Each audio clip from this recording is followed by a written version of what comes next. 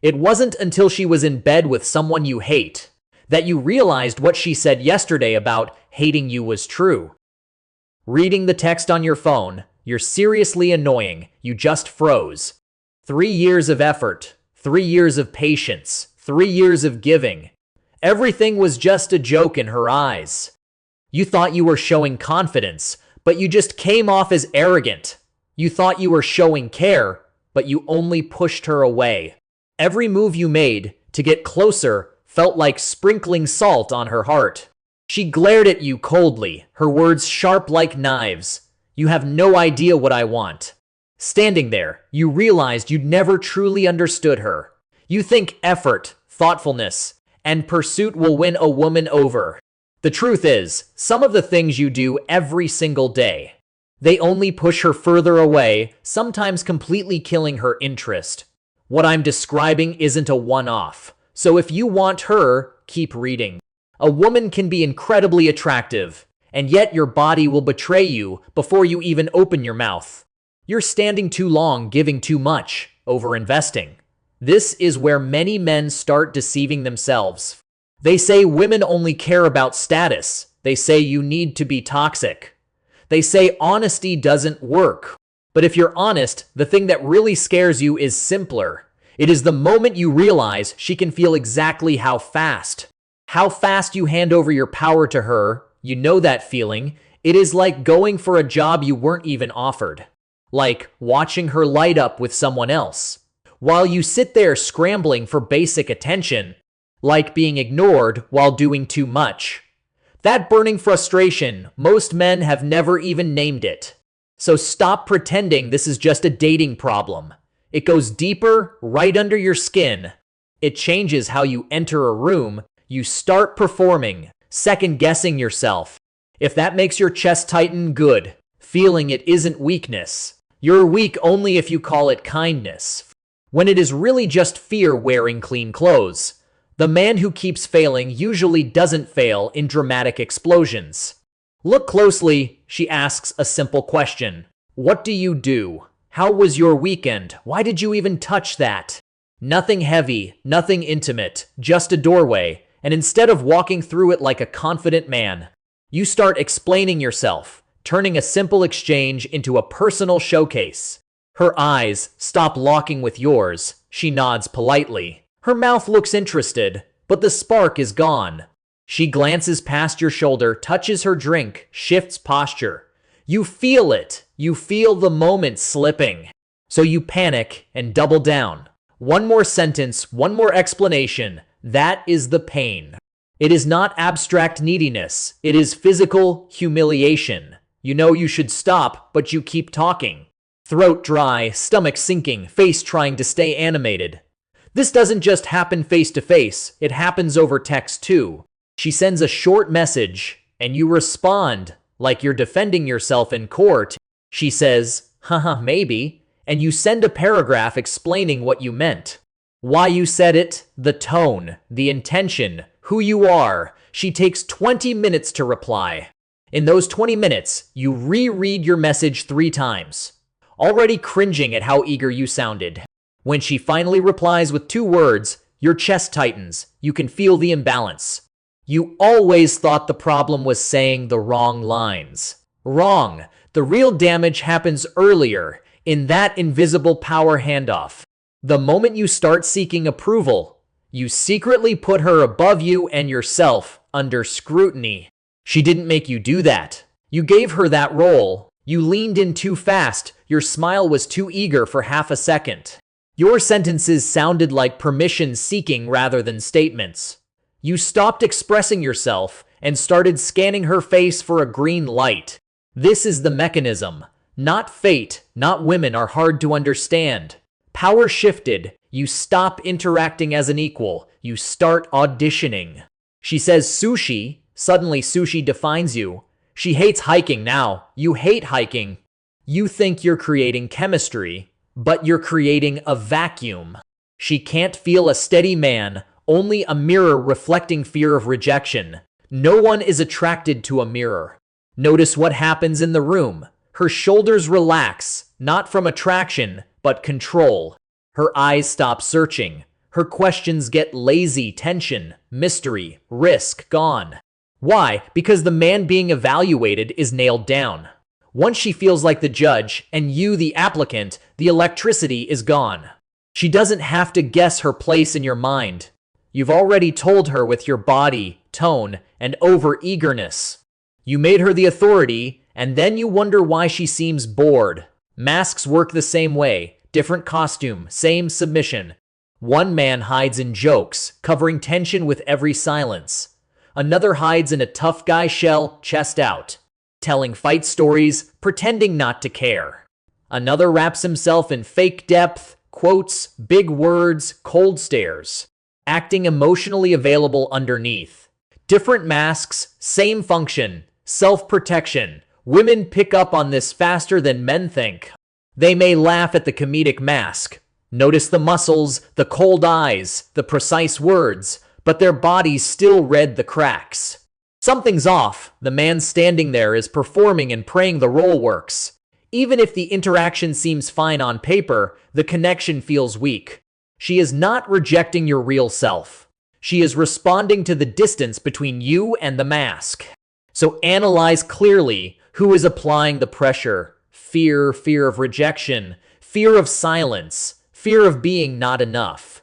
How does fear act? It drives over agreeing, over laughing, over explaining, over performing. Who ultimately caves to that pressure? You. You cut your opinion, flatten your personality, hand over standards just to stay safe. Then she senses the imbalance and withdraws. Not cruelty, it is lack of solidity to touch. No edges, no weight, no man she can feel. Once you see this, the whole pattern stops being mysterious. It is mechanical. And that is why it can be broken. The solution isn't being colder, it is harder to push around. Many men here don't chase and turn it into theater. They put on a deadpan mask, act bored, delay replies. Pretend not to care, thinking unreadability is power. It isn't. Women feel it faster than you think. Performance may create 5 minutes of tension, but it never builds trust or attraction. What really changes the energy in the room is simpler and rarer. A nervous system that doesn't beg for approval. Here is the play when you're with her. Stop micromanaging every moment like a panicked intern. If silence comes, don't rush to fill it with jokes, facts, stories, or fake confidence. Let it sit, let the glass sweat, let the air still. Shoulders relaxed, jaw loose, breathe with your belly, not your chest. Maintain eye contact, but don't force it. Not staring, not challenging, just calmly present. You're teaching your body, I don't need to perform to claim space. This shift matters more than men realize. Masks burn fast and hot. Presence burns slow and steady. Masks say react to me. Presence says I'm here, whether you react or not. That is everything. She is drawn not to tricks, but to a man who doesn't evade himself. The second approach is tougher because most men lose backbone here. She crosses boundaries and you start negotiating at the cost of your dignity. She flakes, mocks you publicly, disappears for 2 days, responds with a dry word, yet expects full access. Your body feels it first, throat tight, face hot, stomach sinking. Old reflex kicks in, explain, chase, soothe. Try to win her back. That reflex must end. Your job isn't to convince her to behave. It is to make disrespect costly. That doesn't mean speeches, 1:14 a.m. texts, or I did so much for you. That is still chasing, disguised as honesty. Clean responses are shorter, colder, less contact, less availability, no emotional begging, no courtroom defense. If boundaries are crossed, your actions must be clear too. Step back, stop rewarding chaos with attention. Don't keep signing contracts others repeatedly violate. This is both boundary work and nervous system training. Every time you stay where you're disrespected, your body learns a harsh lesson. Connection isn't more important than self-respect. Once that circuit is wired, you stop tolerating past mistakes, calling it patience, or understanding. No. Your body is being trained to accept humiliation for a sliver of hope. That is why men are easily exploited. Let standards show in action, not poetry. She cancels twice at the last minute. Stop giving prime time. She contacts only when lonely. Stop providing instant access. She tries to stir jealousy. Don't compete, withdraw energy, observe.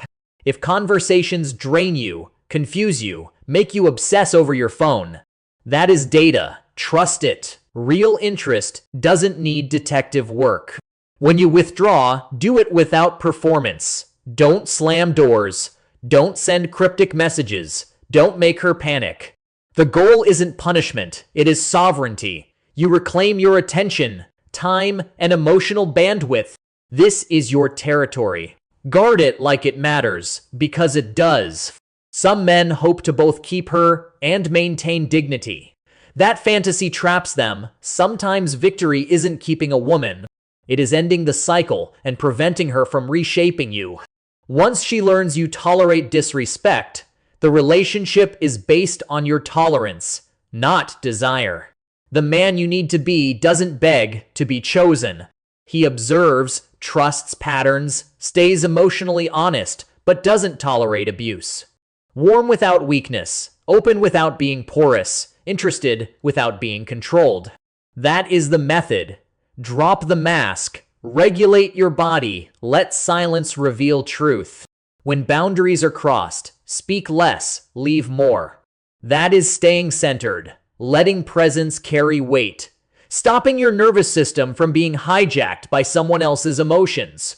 Most men betray themselves here, not in begging, not in constant texting, but at the end, when they finally understand the pattern, they ask the wrong question. How do I keep her interested? Wrong, better to ask. When interest is uncertain, who do I become? Because the answer changes everything. You're not trying to be colder. You're trying to be a man not bribed by attention. One who can feel desire, control impulses, hold the phone, put it down, breathe, and live. Not a game. Sovereignty. Yes, sometimes the cost is real. She will pull away. Texts go quiet. Dates end with a smile that says just enough. Let it. Let silence reveal truth faster than fantasy. You win not by keeping every woman, but by refusing to lose yourself to keep one. The difference is massive. One keeps you up at 1:17 a.m., rereading messages, negotiating dignity. The other lets you sleep. Remember, losing contact doesn't equal losing value. Her rejection isn't a judgment on your masculinity. It is information, fit, timing, maturity, chemistry, competence. When you stop treating every maybe like oxygen, your whole body changes. Voice slows, shoulders drop, jokes stop auditioning, attention stops clinging. You stop performing for approval and start observing alignment. That is commitment. Not every woman will chase you. Mystery isn't magic. Restraint doesn't guarantee desire. In the end, attraction isn't a trophy, stability is. Self-control is the ability to deeply desire without losing your cool. That is what separates a man swallowed by emotion from a composed man.